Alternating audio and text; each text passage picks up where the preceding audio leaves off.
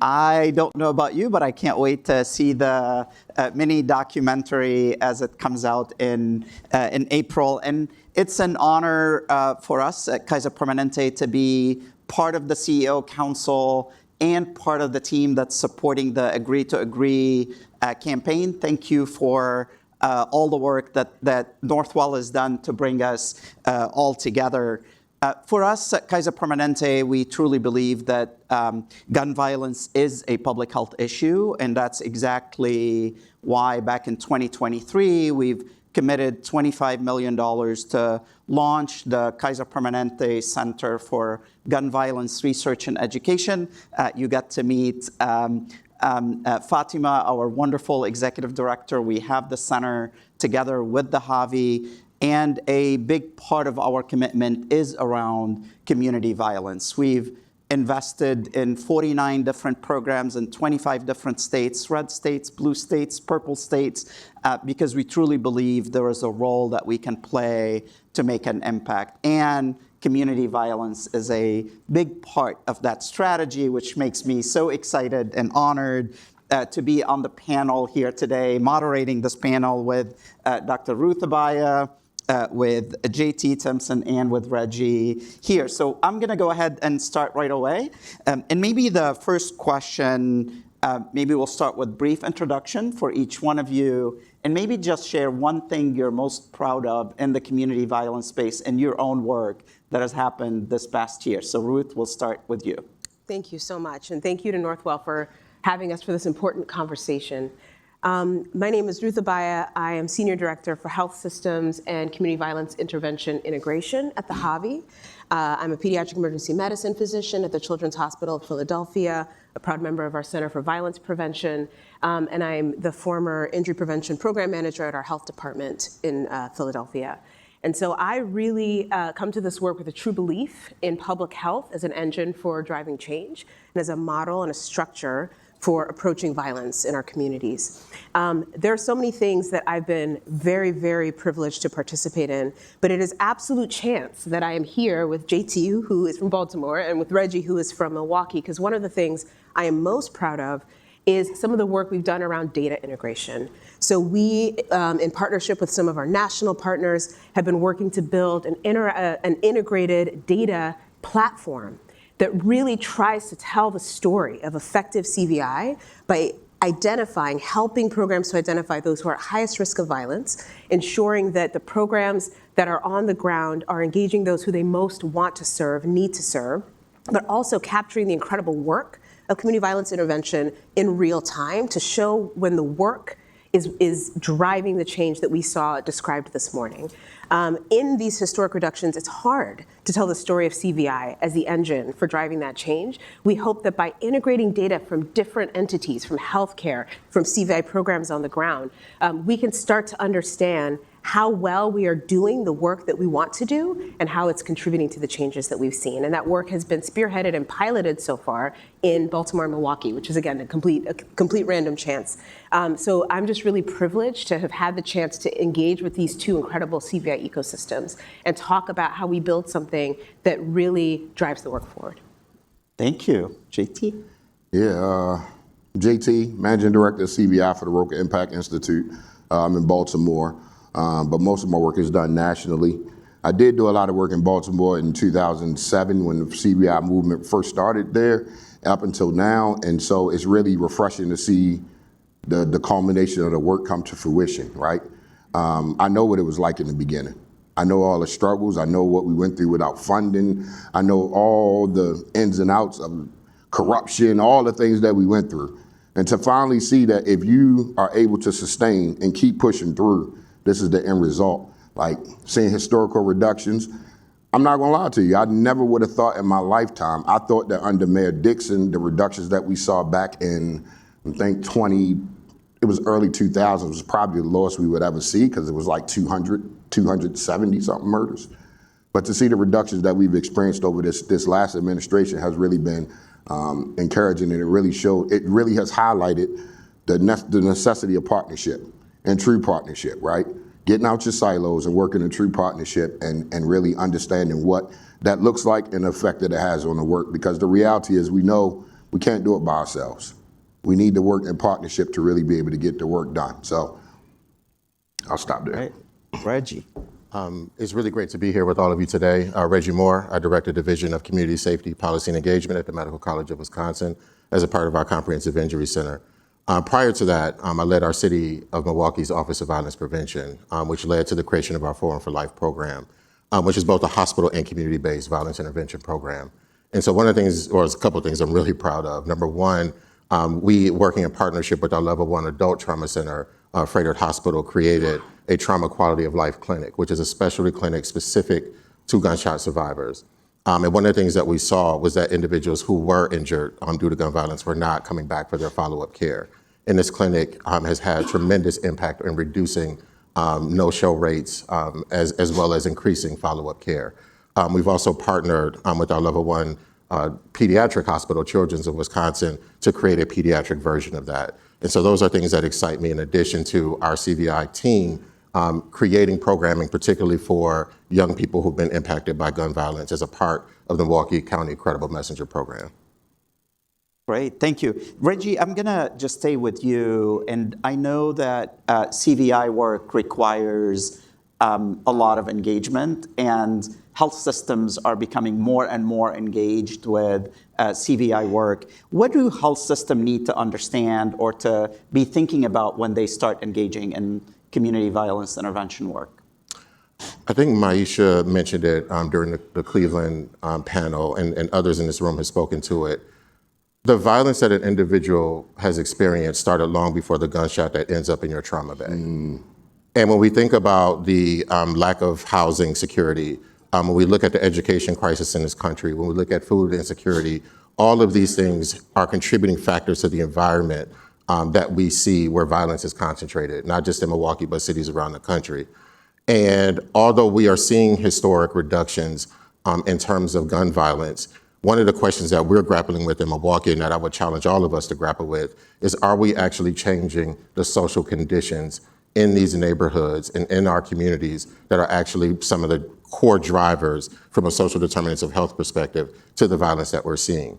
And so, again, not saying, yes, we should keep our foot on the pedal around CVI, but we also should not let up in terms of accountability of policymakers and other individuals who are responsible or who have a responsibility and a duty to also address the social conditions in our community as well. And I think healthcare has a very powerful role to play with that in terms of your boards, as well as just your influence in terms of leadership. So both from an investment perspective, but also from an advocacy perspective. Great. I want to stay on that same theme. Maybe JT and Ruth, if you want to add, we have lots of health system leaders here. How should health systems show up in this space? I'll let you start.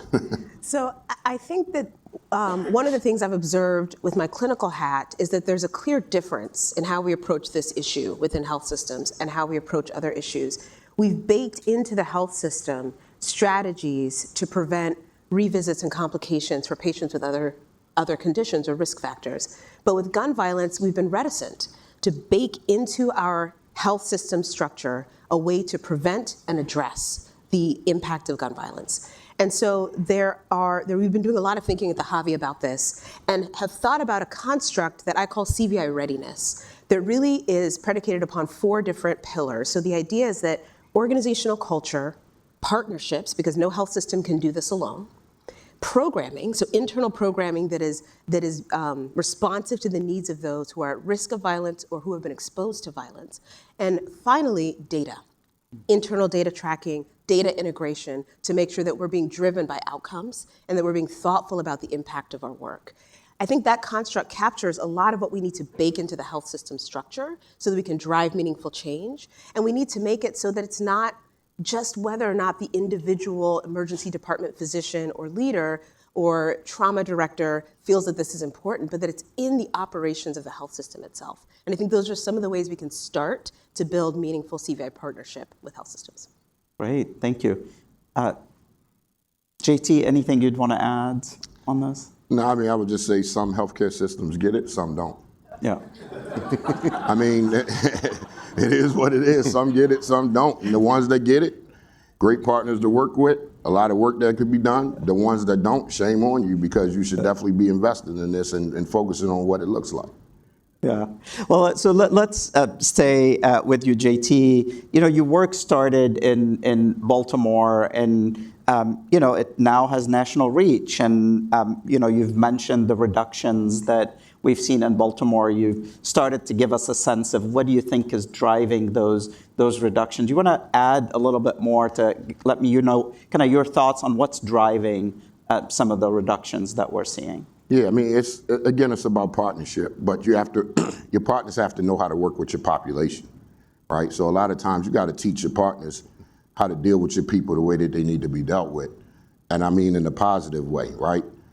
When we talk about the high-risk population, most of these guys are not coming in and complying, or young ladies are not coming in complying with the rules, the regs, and all these different types of things. If they did, they might not be in the position that they're in. But we have to truly understand the populations that we work with. High risk is not just a tag phrase.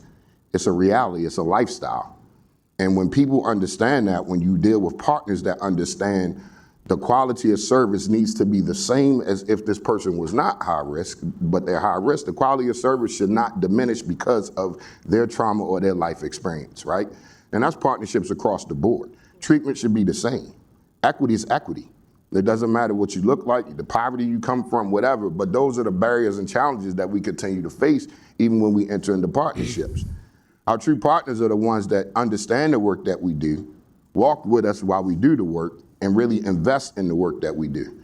And what we're finding, though, is that, honestly, I will probably wouldn't have never admitted this before. You probably could ever get me to say it, only because it's all you in the room and 3,000 people watching online that you got record of it. But the police have been one of our best partners in Baltimore.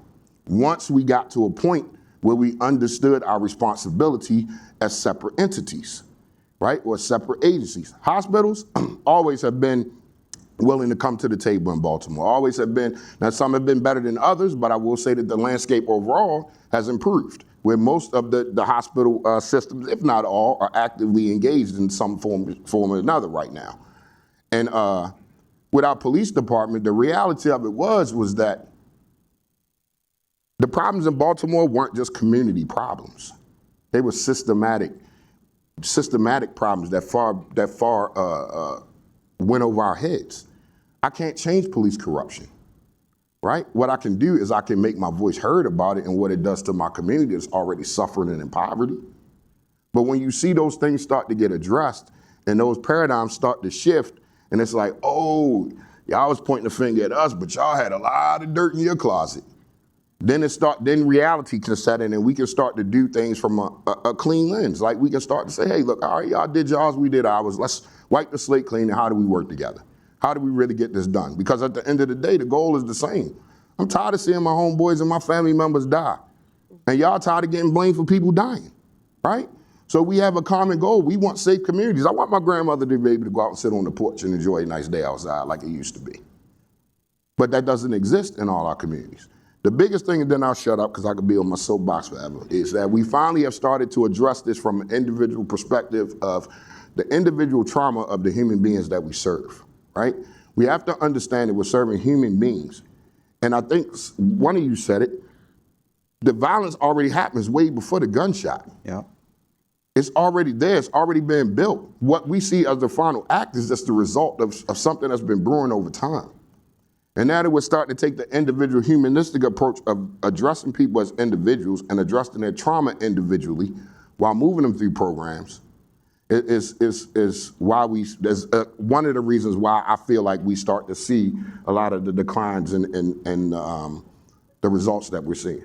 Yeah, I can't agree with you more. Violence starts way before the shot just happens. So thank you. Ruth, I know you recently co-led a study about the impact of hospital-based intervention programs. And can you tell us a little bit what you found in that study and what are some of the lessons that would be great to share with this audience today? Yeah, absolutely. So this is really a study that highlights the incredible work of VIAP, the Violence Intervention Program at Boston Medical Center.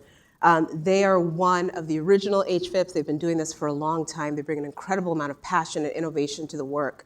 And what this study was led by Jonathan Jay out of Boston University.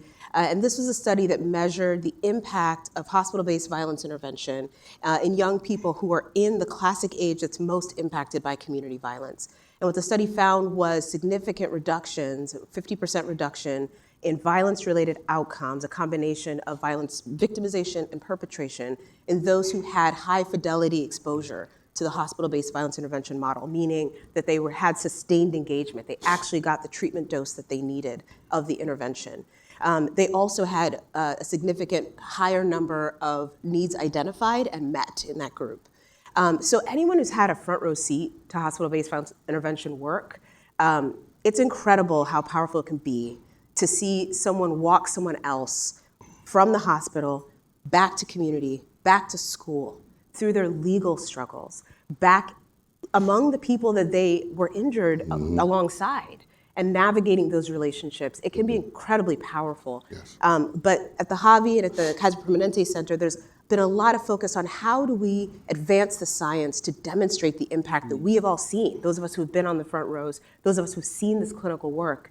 How do we show this? How do we demonstrate this? And what this study did was use a new approach to try to generate more rigorous information about that impact. Many who do hospital-based violence intervention feel that it's not ethical to randomize people out of that treatment because it's so critical to those who have been injured. It's really hard to be injured and not have someone provide you with supports afterwards.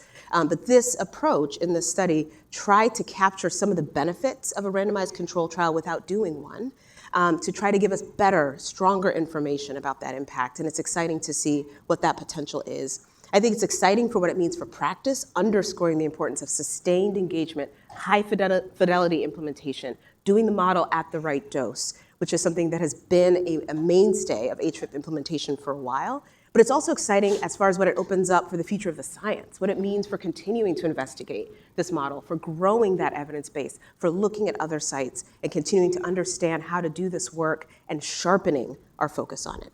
I have to admit, I really appreciate the big focus on the fidelity and implementation. At the end of the day, we have to have interventions that are well designed, that are implemented with high fidelity, and that are evaluated. So I really appreciate, Ruth, you and the team's leadership in showing and giving us the data and the evidence of what works and the dose that's really critical to get to that success. So thank you for your leadership there. And as we're talking about models, Reggie, you got a chance to implement different models around CVI and in different settings, and you got to work with city leaders, hospital leaders, community leaders. What's your sense on the ability to take these models and implement them with fidelity, but still have the flexibility of changing what needs to change in a different setting at an uber local level? What's your perspective on that aspect?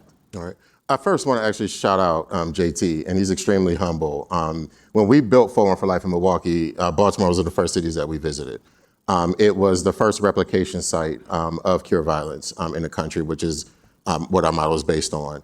And to that point, I don't think flexibility and fidelity have to be in opposition to each other.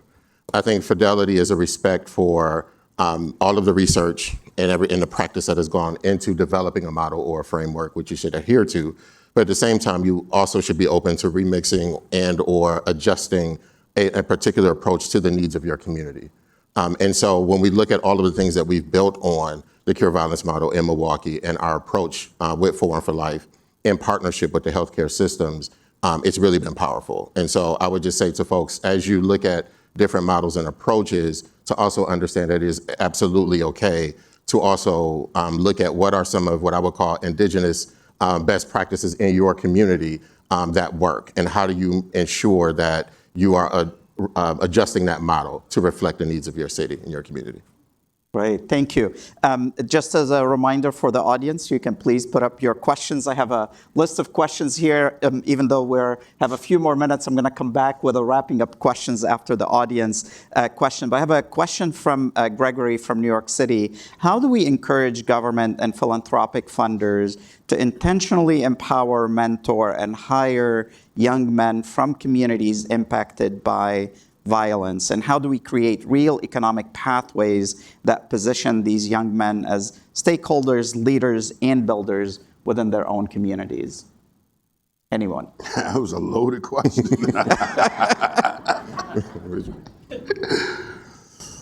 I'll just start by saying I think they have to have access.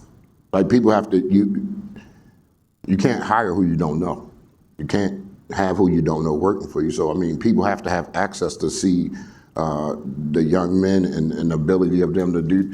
Shout out to Kevin in Cleveland because I met one of his young men when I was there last week or 2 weeks ago doing training, and he raved about what the program that he was in, what the Cavaliers was doing for him, right?